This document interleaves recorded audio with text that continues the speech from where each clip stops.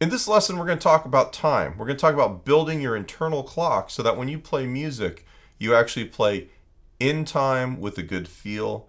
You don't rush or drag. You have a memory of how it feels to play in time. Now, this is not a guitar lesson. This is a lesson for all musicians. And for guitar players, the lessons coming after this one are going to be very specific to our instrument, but this is vitally important. If you do this, then when we get to the guitar lesson part of it, you'll actually have a really good foundation to build off of. So let's talk about defining some of these elements of time. The first thing is the beat. We use the word beat or the beat a lot, but in the context of what we're doing, the beat is just an individual unit of time. When we talk about the pulse, that's how we organize the beat in time. So the pulse is where you would tap your foot if you're listening to a piece of music. When you're practicing with the metronome, I'm going to put mine on right here. That metronome is the pulse. That's where you want to tap your foot when you're practicing. That's where you want to feel whatever your basic rhythm is. My metronome is set to 60 beats a minute in this lesson. That 60 beats a minute refers to the tempo or the speed of the pulse. A lot of times when you're looking at a piece of music, there'll be like a quarter note and an equals and then a number like 120. That actually tells you your tempo marking. That's where you would set your metronome if you want to play at the speed that the recording is at or that the composer decided he wanted the music to go at. So we've talked about what a beat is, which is just one unit of time, right? We've talked about pulse and we've talked about tempo. Now if we put our metronome on 60, first thing I'm going to do is I'm just going to tap my foot on that. I'm going to get used to feeling physically where the pulse is by tapping my foot on each beat. The next thing I'm going to do is I'm going to clap on each one of those beats. So I'm not dividing that up at all. I'm just playing on the beat. My foot's still tapping. You can't see it because I only have one camera at the moment. Right? But I'm feeling in the vertical. So we can talk about horizontal time.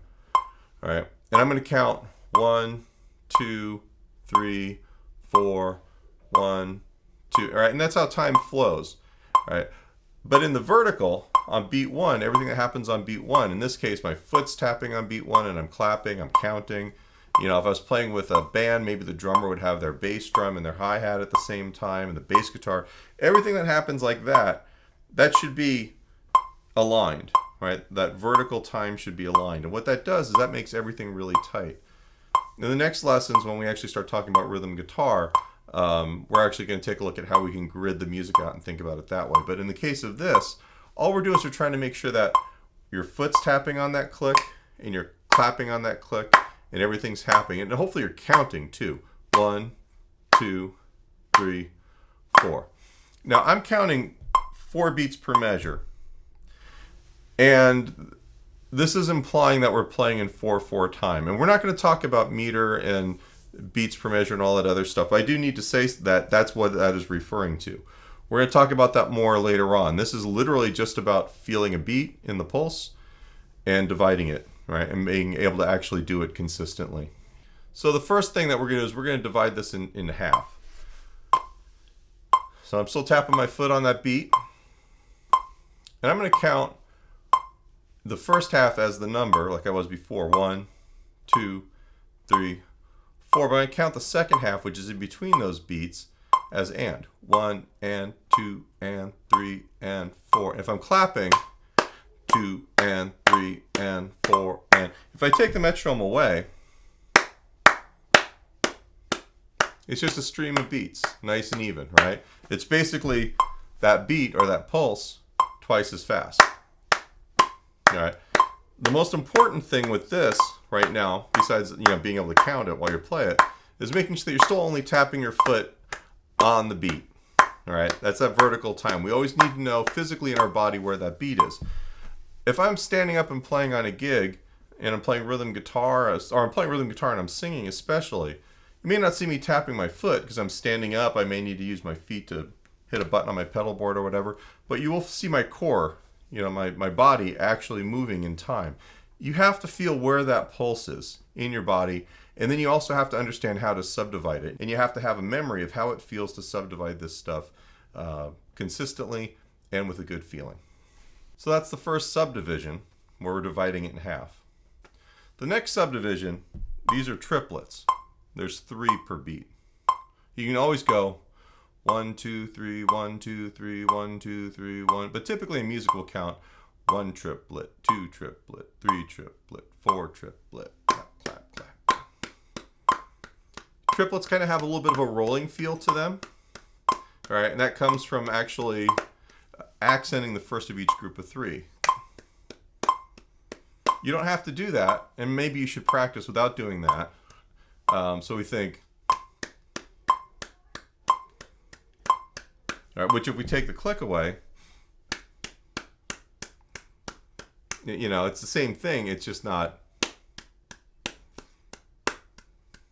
It's good to be able to do both, right? Because we're going to have rhythms where we're playing 2/3, or there's going to be places where it's important to be able to play that kind of subdivision without the accent pattern. But the majority of the time when you play triplets, you know, we're going to feel va da da da da da on some level. So 16th notes are basically dividing a beat or a quarter note into 4s. And you can count 1, 2, 3, 4, 1, 2, 3, 4, 1, 2, 3, 4, 1, 2, 3, 4, 1, 2, 3, like that. Or how we would normally count rhythms: 1 E and a, 2 E and a, 3 E and a, 4 E and a, 1 E and a, 2 E and a, 3 E and a. Now I'm still tapping my foot on that beat. I'm still feeling where that pulse is. All right, but now I'm feeling this consistent subdivision of 4s within that. Music doesn't just follow one rhythm all the way through a song. We have, you know, rhythms most of the time where there's mixtures of these. And when I'm playing something, I usually try and find what the smallest subdivision is going to be, and that's going to be basically what I count all the way through. We call this subdividing through the music while we're playing. So this last rhythm that we have, this last example, we have 2 eighth notes on beat 1. We have 4 16th notes on beat 2. We have a quarter note on beat 3. And then we have a mix. We have an eighth note and 2 16th notes on 4. Right?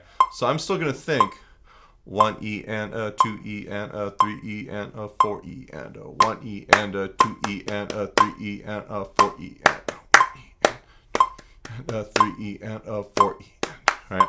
And what that does is by keeping that steady stream of subdivisions going through everything I'm playing, everything's more consistent. I'm more likely to keep that in time, both in the horizontal and in the vertical senses. All right, subdividing is very important. In the rhythm guitar lesson that comes after this, it's all about subdividing. We subdivide everything all the time.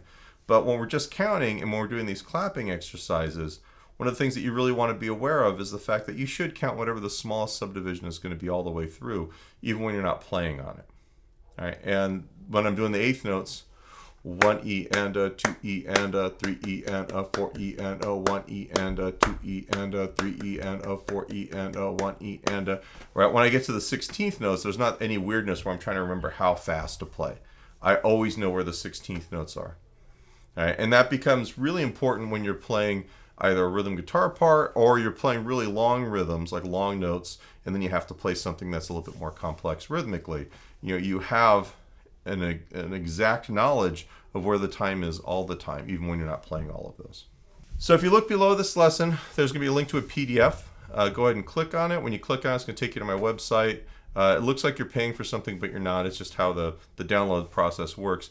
But within that, there's going to be some pages of exercises for you to clap with, mostly eighth notes, but there'll be some other things as well. The best thing that you can do for yourself as a player is before you pick up the instrument each morning, put your metronome on, put it at a tempo you can reasonably perform at, and just clap through those. Tap your foot, count out loud while you're doing it, and then clap the rhythm that's written on the page. And after a while, it becomes a lot easier when you're actually playing music that you're actually feeling that time multidimensionally. And that's what we're shooting for.